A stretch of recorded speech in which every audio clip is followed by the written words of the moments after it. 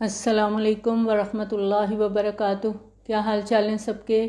اللہ تعالیٰ آپ کو، آپ کے پیاروں کو اپنی حفظ و امان میں رکھیں، آمین۔ اللہ کے بابرکت نام کے ساتھ اپنا آج کا سبق شروع کرتے ہیں۔ اعوذ باللہ من الشیطان الرجیم، بسم اللہ الرحمن الرحیم۔ رب اشرح لی صدری ویسر لی امری واحلل عقدۃ من لسانی یفقہوا قولی واجعل لی وزیرا من اہلی ربنا زدنا علما ربنا زدنا علما ربنا زدنا علما اللہم فقہنا فی الدین، آمین۔ اللہ تعالیٰ کی دی ہوئی توفیق کے ساتھ آج ہم اپنا چوتھا پارہ شروع کرنے جا رہے ہیں۔ اللہ کے بابرکت نام کے ساتھ اس کو شروع کرتے ہیں۔ بسم اللہ الرحمن الرحیم۔ لن تنالوا البر حتی تنفقوا مما تحبون۔ تم ہرگز نیکی کو نہیں پہنچ سکتے جب تک کہ وہ خرچ نہ کرو اس میں سے جو تمہیں پسند ہے۔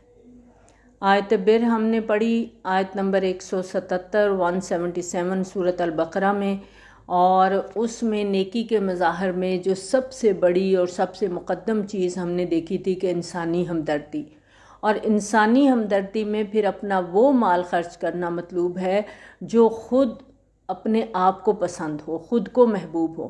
ایسا مال جو ردی ہے، دل سے اتر گیا ہے، پرانا ہو گیا ہے، اگر وہ ہم کسی کو دیتے ہیں اور سمجھتے ہیں کہ ہم نے حاتم طائی کی قبر پہ لات مار دی ہے، تو یہ ایک بہت بڑی حماقت ہے۔ وَمَا تُنْفِقُوا مِنْ شَيْءٍ فَإِنَّ اللَّهَ بِهِ عَلِيمٌ۔ اور جو کچھ بھی تم خرچ کرو گے اللہ اس سے باخبر ہے۔ کیا خرچ کرنا ہے؟ جو چیز ہمیں پسند ہے۔ لسٹ بنائیں ایک آج، ہم سب لسٹ بناتے ہیں، میں بھی بناتی ہوں، آپ بھی بنائیے۔ کون سی چیزیں ہیں آپ کے پاس، پھر اس میں سے چوز کریں کہ کون سی چیز ہے جو مجھے بہت اچھی لگتی ہے۔ کوئی جیولری میں سے، کوئی کپڑوں میں سے، کوئی جوتوں میں سے، کوئی بیگ ہے، کچھ ہے، کوئی بیڈ شیٹ ہے، کوئی برتن ہے، کچھ بھی جو بھی اچھا لگتا ہے۔ تو کم از کم ایک چیز تو ہمیں ضرور دینی چاہیے آج کے دن اللہ کے راستے میں۔ دیں گے انشاءاللہ، ہاں، کیونکہ لن تنالوا البر حتی تنفقوا مما تحبون۔ نیکی کے مقام تک نہیں جا سکتے جب تک وہ خرچ نہیں کریں گے جو ہمیں پسند ہے۔ تو آج ہم اپنی پسند کی کوئی نہ کوئی چیز، چاہے چھوٹی سی ہو، خالص نیت کے ساتھ اللہ کی خاطر دینی ہے۔ دیں گے نا انشاءاللہ۔ کل الطعام کان حلا لبنی اسرائیل۔ کھانے کی ساری چیزیں جو شریعت محمدی صلی اللہ علیہ وآلہ وسلم میں حلال ہیں، بنی اسرائیل کے لیے بھی حلال تھیں۔ الا ما حرم اسرائیل علی نفسہ من قبل ان تنزل التوراۃ۔ سوائے ان چیزوں کے جنہیں حضرت یعقوب علیہ السلام نے حرام ٹھہرا لیا تھا اپنی جان پر، اس سے پہلے کہ تورات نازل ہو۔ یہاں اسرائیل آیا ہے، اور اسرائیل حضرت یعقوب علیہ السلام کا لقب تھا، اور یہاں پر حضرت یعقوب علیہ السلام مراد ہیں۔ اب یہ جو یہودی تھے، یہ شریعت محمدی صلی اللہ علیہ وآلہ وسلم پر مختلف قسم کے اعتراضات کرتے تھے، اور ایک اعتراض یہ بھی کرتے تھے کہ کچھ ایسی چیزیں حلال قرار دے دی گئی ہیں جو کہ شریعت موسوی میں یعنی موسیٰ علیہ السلام کی شریعت میں حرام تھی۔ مثلاً ان کے ہاں اونٹ کا گوشت حرام تھا، لیکن شریعت محمدی صلی اللہ علیہ وآلہ وسلم میں یہ حرام نہیں ہے۔ اگرچہ اگر یہ بھی آسمانی شریعت ہے تو پھر یہ تغیر کیوں ہے؟ یہاں اس کی حقیقت بتائی جا رہی ہے کہ تورات کے نزول سے پہلے حضرت یعقوب علیہ السلام نے طبعی کراہت یا کسی بیماری کی وجہ سے کچھ چیزیں اپنے لیے ممنوع قرار دے دی تھیں، اور ان میں اونٹ کا گوشت بھی شامل تھا، اور حضرت یعقوب علیہ السلام کی اولاد نے بعد میں ان چیزوں کو حرام سمجھ لیا، چنانچہ یہ چیز ان کے ہاں رواج کے طور پر حرام چلی آ رہی تھی۔ تو اللہ تعالیٰ نے فرمایا کہ ان چیزوں کی حرمت تورات میں نازل نہیں ہوئی۔ کھانے پینے کی تمام چیزیں جو اسلام نے حلال کی ہیں وہ بنی اسرائیل کے لیے بھی حلال تھیں، سوائے ان چیزوں کے جنہیں یعقوب علیہ السلام نے اپنی ذاتی ناپسند کے باعث یا کسی بیماری کی وجہ سے خود پر حرام ٹھہرا لیا تھا، اور یہ بات تورات کے نزول سے بہت پہلے کی ہے، اس لیے کہ حضرت یعقوب علیہ السلام میں اور نزول تورات میں کئی سو سال کا فاصلہ ہے۔ قل فأتوا بالتوراۃ فاتلوها ان کنتم صادقین۔ اے نبی صلی اللہ علیہ وآلہ وسلم ان سے کہہ دیجئے لاؤ تورات اور اس کو پڑھو اگر تم سچے ہو، یعنی تورات کے اندر کہیں اگر اونٹ کی گوشت کی حرمت کا ذکر ہے تو تم اس کو ہمیں پڑھ کے سناؤ۔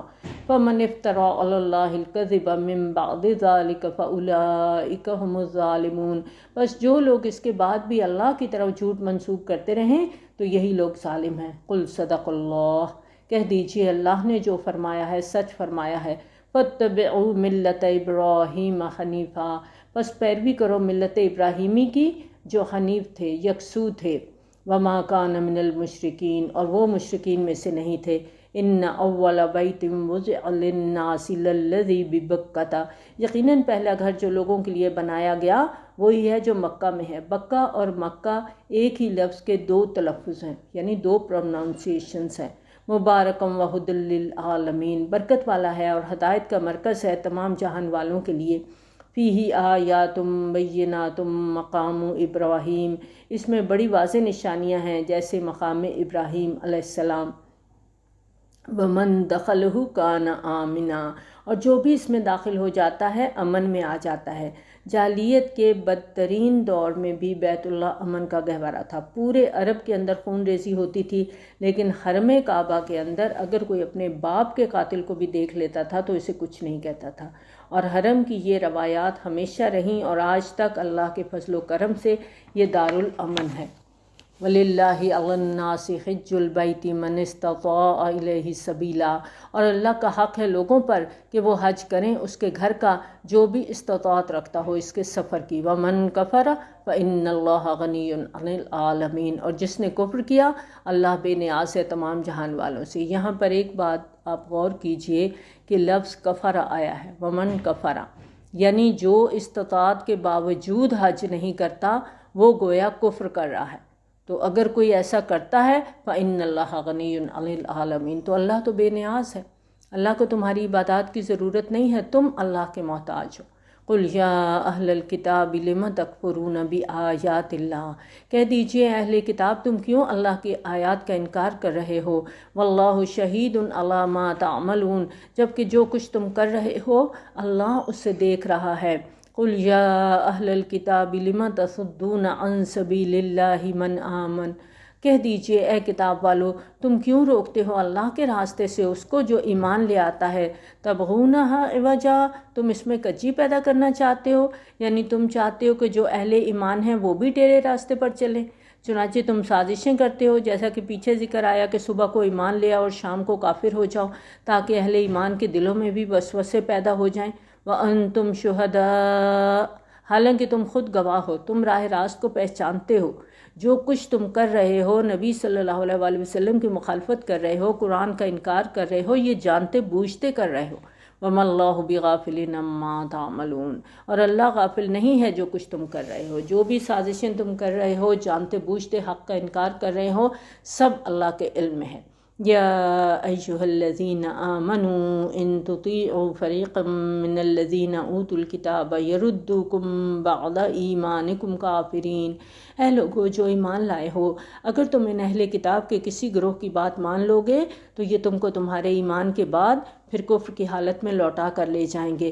وَكَيْفَ تَكْفُرُونَ وَأَنْتُمْ تُتْلَى عَلَيْكُمْ آيَاتُ اللَّهِ وَفِيكُمْ رَسُولُهُ، اور یہ کیسے ہو سکتا ہے کہ تم پھر کفر کرنے لگو جبکہ تمہیں اللہ کی آیات پڑھ کر سنائی جا رہی ہیں اور تمہارے اندر اس کا رسول صلی اللہ علیہ وآلہ وسلم موجود ہے، یعنی تمہارے درمیان میں اللہ کے رسول صلی اللہ علیہ وآلہ وسلم موجود ہیں، وہ تمہاری رہنمائی کر رہے ہیں، تمہیں اللہ تعالیٰ کی آیات پڑھ کے سنا رہے ہیں۔ یہاں اندازہ لگایا جا سکتا ہے اس آیت کے ساتھ کہ مدینہ میں علماء یہود کا کتنا زیادہ ہولڈ تھا، اور اوس اور خزرج کے لوگ ان سے مرعوب تھے کیونکہ وہ لوگ ان پڑھ تھے، ان کے پاس کوئی کتاب نہیں تھی، کوئی شریعت نہیں تھی، کوئی قانون نہیں تھا۔ یہود اہل کتاب تھے، صاحب شریعت تھے، ان کے ہاں علماء بھی تھے، لہٰذا اوس اور خزرج کے جو لوگ اسلام لے آئے تھے ان کے بارے میں بھی اندیشہ ہوتا تھا کہ ایسا نہ ہو کہ یہود کی سازشوں کا شکار ہو جائیں۔ اس قسم کے خطرے سے بچنے کی تدبیر بھی بتا دی گئی، اور وہ کیا ہے؟ وَمَن يَعْتَصِم بِاللَّهِ فَقَدْ هُدِيَ إِلَىٰ صِرَاطٍ مُسْتَقِيمٍ، اور جو کوئی اللہ سے جڑ جائے، اللہ کو تھام لے اس کو تو ہدایت ہو گئی صراط مستقیم کی طرف۔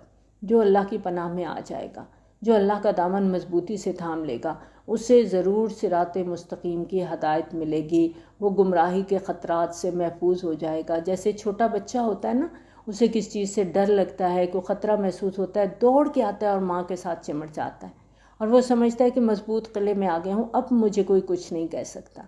اللہ کا دامن واقعتاً محفوظ پناہ گاہ ہے، اور جو کوئی رب سے جڑ جاتا ہے وہ گمراہی کی ٹھوکروں سے محفوظ ہو جاتا ہے، صراط مستقیم پر گامزن ہو جاتا ہے۔ اللہم اجعلنا منہم، یا اللہ ہمیں بھی ان لوگوں میں شامل کر لینا۔ یا ایہا الذین آمنوا اتقوا اللہ حق تقاتہ، اے اہل ایمان اللہ کا تقوی اختیار کرو جتنا کہ اس کے تقوی کا حق ہے۔ وَلَا تَمُوتُنَّ إِلَّا وَأَنْتُمْ مُسْلِمُونَ، اور تمہیں ہرگز موت نہ آنے پائے مگر فرمانبرداری کی حالت میں۔ قرآن مجید میں تقوی کی تلقین کے لیے یہ بہت اہم آیت ہے، اور اس آیت پہ صحابہ کرام رضی اللہ تعالیٰ عنہم گھبرا گئے تھے کہ انہوں نے سوال کیا کہ اللہ کے رسول صلی اللہ علیہ وآلہ وسلم، اللہ کے تقوی کا حق کون ادا کر سکتا ہے؟ پھر سورۃ تغابن کی جو آیت نمبر 16 نازل ہوئی، فَاتَّقُوا اللَّهَ مَا اسْتَطَعْتُمْ، اپنے امکانی حد تک اللہ کا تقوی اختیار کرو، تب ان کی جان میں جان آئی۔ تقوی کے حکم کے ساتھ ہی فرمایا وَلَا تَمُوتُنَّ إِلَّا وَأَنْتُمْ مُسْلِمُونَ، مت مرنا مگر حالت فرمان برداری میں، یعنی کوئی پتہ نہیں کب موت آ جائے۔ ایسا نہ ہو کہ جب موت آئے تو تمہارا وہ لمحہ نافرمانی میں گزر رہا ہو، ایسا نہ ہو کہ اس وقت موت تمہیں دبوچ لے اور تم اللہ کے نافرمان بن کر اس دنیا سے رخصت ہو جاؤ۔ وَاعْتَصِمُوا بِحَبْلِ اللَّهِ جَمِيعًا وَلَا تَفَرَّقُوا، اللہ کی رسی کو مضبوطی سے تھام لو، مل جل کر اور تفرقے میں نہ پڑو۔ اس سے پہلے آیت نمبر 101 کہاں ختم ہوئی تھی؟ وَمَن يَعْتَصِم بِاللَّهِ فَقَدْ هُدِيَ إِلَىٰ صِرَاطٍ مُّسْتَقِيمٍ، جو اللہ سے جڑ جاتا ہے، اللہ کی حفاظت میں آ جاتا ہے، اس کو صراط مستقیم کی ہدایت مل جاتی ہے۔ سورۃ حج کی آخری آیت میں بھی آتا ہے وَاعْتَصِمُوا بِاللَّهِ، اللہ کو مضبوطی سے تھام لو، اللہ سے چمٹ جاؤ۔ اب اللہ کی حفاظت میں کیسے آیا جائے، کیسے ہم اللہ کے ساتھ جڑ جائیں؟ تو اس کی وضاحت یہاں کی جا رہی ہے وَاعْتَصِمُوا بِحَبْلِ اللَّهِ، اللہ کی رسی کو مضبوطی سے تھام لو۔ یہ اللہ کی رسی کیا ہے؟ متعدد احادیث سے ہمیں پتہ چلتا ہے کہ یہ قرآن ہے، یعنی اللہ کے قرب کے لیے ضروری ہے کہ ایک طرف انسان میں تقوی پیدا ہو، اللہ کے ہونے کا احساس، اور دوسری طرف قرآن کی حکمت کا فہم اس کو آئے۔ اور ظاہر سی بات ہے کہ انسانوں کے اندر جو اجتماعیت ہے وہ جانوروں کے گلوں کی طرح نہیں ہو سکتی کہ بھیڑ بکریوں کا بہت بڑا ریوڑ ہے اور ایک اکیلا چرواہا ہے، ایک ہی لکڑی سے سب کو ہانک رہا ہے اور وہ سب چلتے چلے جا رہے ہیں۔ انسانوں کو جمع کرنا ہے تو ان کے ذہن ایک جیسے بنانے ہوں گے، ان کی سوچ ایک بنانی ہوگی، کیونکہ انسان حیوان عاقل ہے، شعور رکھتا ہے، تو مختلف انسانوں کی اجتماعیت کب ممکن ہوگی؟ جب ان کی سوچ ایک ہوگی، ان کے نظریات ایک ہوں گے، ان کے مقاصد ہوں گے، اور اس کے لیے وہ چیز چاہیے جو ان کے خیال اور مقاصد کی ہم آہنگی پیدا کرے، اور وہ چیز ہے قرآن، اور یہی قبل اللہ ہے۔ حضرت علی رضی اللہ تعالیٰ عنہ سے مروی ایک طویل حدیث میں قرآن حکیم کے بارے میں نبی صلی اللہ علیہ وآلہ وسلم کے یہ الفاظ ملتے ہیں، اور وہ اللہ سے تعلق کا مضبوط وسیلہ ہے۔ یہ ترمذی کی روایت ہے۔ حضرت عبداللہ بن مسعود رضی اللہ تعالیٰ عنہ سے روایت ہے کہ نبی صلی اللہ علیہ وآلہ وسلم نے فرمایا، اللہ کی کتاب کو تھامے رکھنا، یہی وہ مضبوط رسی ہے جو آسمان سے زمین تک تنی ہوئی ہے۔ یہ ترمذی کی روایت ہے۔ ایک اور موقع پر نبی صلی اللہ علیہ وآلہ وسلم نے فرمایا، خوش ہو جاؤ، خوشیاں مناؤ، یہ قرآن ایک واسطہ ہے جس کا ایک سرا اللہ کے ہاتھ میں ہے اور ایک سرا تمہارے ہاتھ میں ہے۔ یہی چنانچہ قرآن کیا ہے؟ اللہ سے قربت کا وسیلہ ہے اور مسلمانوں کو آپس میں جوڑ کر رکھنے کا ذریعہ ہے۔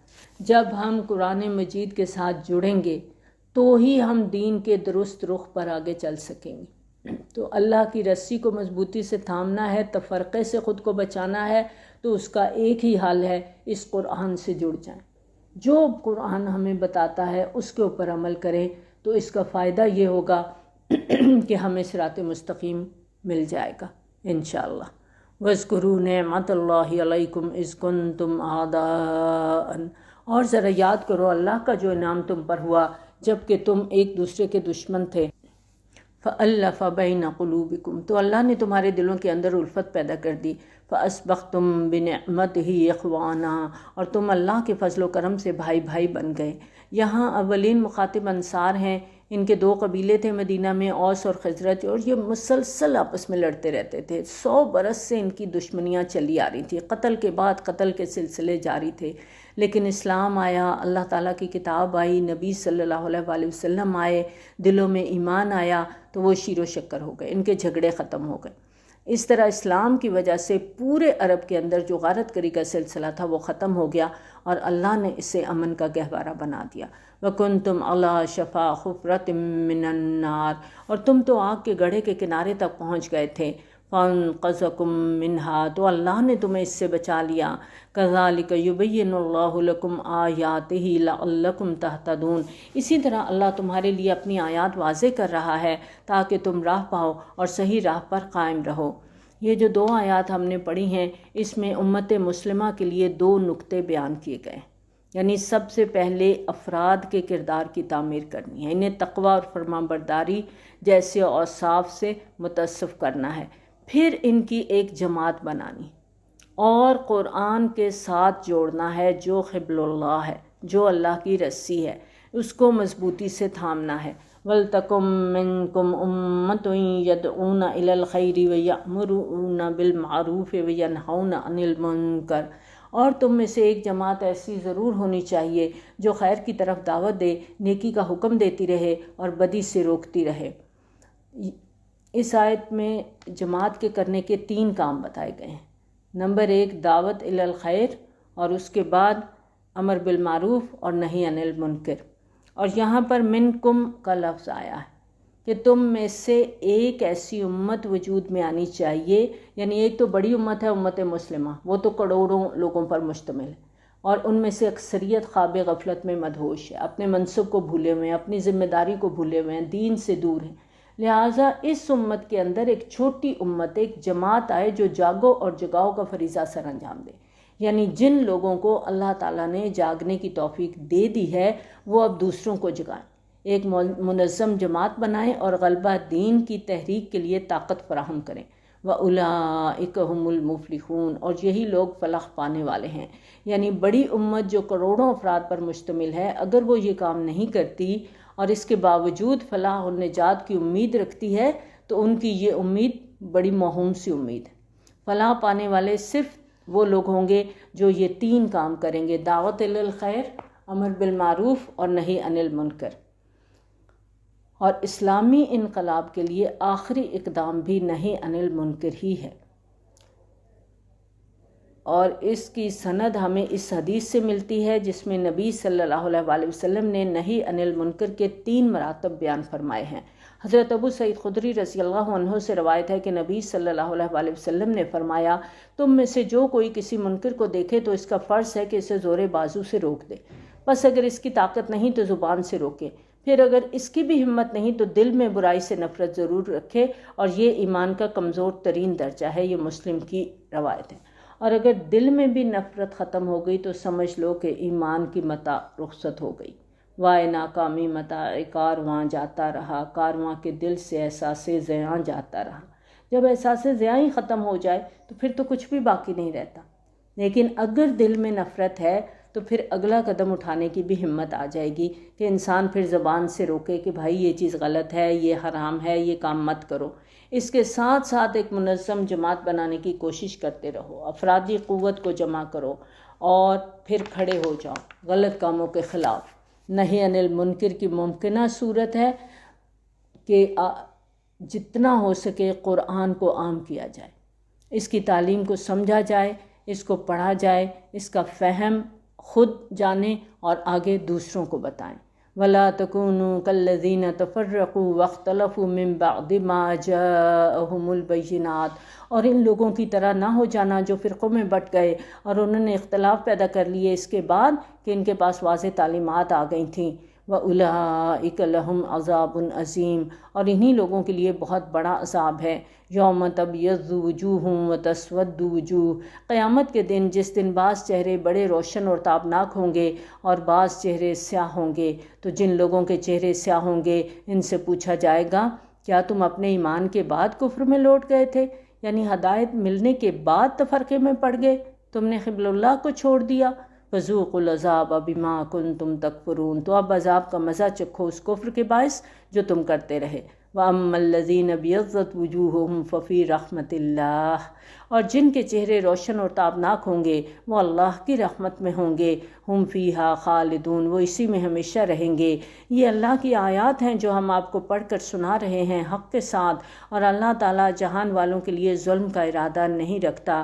لوگ خود اپنے آپ پر ظلم کرتے ہیں، اپنے ارادے اپنے اختیار کو استعمال کرتے ہیں، خود غلط راستے پر پڑتے ہیں، پھر ان کی سزا انہیں دنیا میں بھی ملتی ہے اور آخرت میں بھی بھگتنی ہوگی۔ وَلِلَّهِ مَا فِي السَّمَاوَاتِ وَمَا فِي الْأَرْضِ، اور اللہ کے لیے ہے جو کچھ آسمانوں میں ہے جو کچھ زمین میں ہے۔ وَإِلَى اللَّهِ تُرْجَعُ الْأُمُورُ، اور بالآخر سارے معاملات اللہ کی طرف لوٹا دیے جائیں گے۔ یہاں آپ دیکھیں کہ دونوں مناظر اللہ تعالیٰ اکٹھے دکھاتے ہیں، یہ قرآن کا انداز ہے کہ دونوں مناظر بھی دکھا دیے اللہ تعالیٰ نے، دونوں کا انجام بھی بتا دیا، اور پھر ساتھ ہی یہ بھی آگاہی کر دی وَإِلَى اللَّهِ تُرْجَعُ الْأُمُورُ، کہ جو بھی تم کر کے آؤ گے سارے معاملات اللہ کی طرف لوٹا دیے جائیں گے۔ كُنْتُمْ خَيْرَ أُمَّةٍ أُخْرِجَتْ لِلنَّاسِ، تم وہ بہترین امت ہو جسے لوگوں کے لیے نکالا گیا ہے، یعنی پوری امت مسلمہ اس مقصد کے لیے بنائی گئی تھی۔ آج تو ہم اپنا مقصد حیات ہی بھول گئے نا۔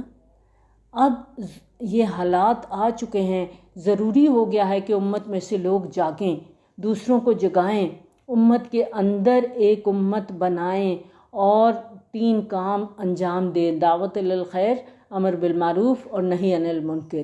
اب دیکھیں سورۃ بقرہ کی آیت نمبر 143 میں ہم نے پڑھا تھا وَكَذَلِكَ جَعَلْنَاكُمْ أُمَّةً وَسَطًا لِتَكُونُوا شُهَدَاءَ عَلَى النَّاسِ وَيَكُونَ الرَّسُولُ عَلَيْكُمْ شَهِيدًا، اور اے مسلمانوں اس طرح ہم نے تمہیں ایک امت وسط بنایا تاکہ تم لوگوں پر گواہ ہو اور رسول صلی اللہ علیہ وآلہ وسلم تم پر گواہ ہو۔ اور یہاں پر فرمایا تم بہترین امت ہو جسے لوگوں کے لیے نکالا گیا ہے۔ دنیا کی دیگر قومیں اپنے لیے زندہ رہتی ہیں، ان کے نزدیک اپنی ترقی، اپنی بہتری، اپنا بہبود، دنیا میں اپنی عزت عظمت ہوتی ہے، لیکن تم وہ بہترین امت ہو جسے لوگوں کی رہنمائی کے لیے مبعوث کیا گیا ہے۔ گویا ایک مسلمان کی زندگی کا مقصد زیادہ سے زیادہ لوگوں کو ہدایت کی طرف بلانا اور جہنم کی آگ سے بچانے کی کوشش کرنا ہے۔ تو اے مسلمانوں تمہیں لوگوں کے لیے جینا ہے، لوگ اپنے لیے جیتے ہیں، تم لوگوں کے لیے جیو۔ تأمرون بالمعروف، تم حکم کرتے ہو نیکی کا، وتنہون عن المنکر، اور تم روکتے ہو بدی سے، وتؤمنون باللہ، اور تم ایمان رکھتے ہو اللہ پر۔ ظاہر ہے نبی صلی اللہ علیہ وآلہ وسلم کے دور میں تو پوری امت مسلمہ کی یہ کیفیت تھی، چنانچہ امت میں سے ایک جماعت وجود میں لانے کا حکم آیت نمبر 104 میں دیا گیا، اور اس وقت کے لیے یہ حکم ہے جب امت اپنے مقصد وجود کو بھول گئی ہو، یعنی ایسے حالات میں جن کو ہوش آ جائے وہ دوسروں کو جگائیں اور اس طرح ایک جمعیت فراہم کریں۔ وَلَوْ آمَنَ أَهْلُ الْكِتَابِ لَكَانَ خَيْرًا لَهُمْ، اور اگر اہل کتاب بھی ایمان لے آتے تو یہ ان کے حق میں بہتر تھا۔ مِنْهُمُ الْمُؤْمِنُونَ، ان میں سے کچھ تو ایمان والے ہیں، یعنی اس سے مراد یہود اور نصارہ کے وہ لوگ ہو سکتے ہیں جو اس وقت تک ایمان لا چکے تھے، اور وہ بھی ہو سکتے ہیں جن کے اندر پوٹینشلی ایمان موجود تھا اور اللہ کو معلوم تھا کہ وہ کچھ عرصے کے بعد ایمان لے آئیں گے۔ وَأَكْثَرُهُمُ الْفَاسِقُونَ، لیکن ان کی اکثریت نافرمانوں پر مشتمل ہے۔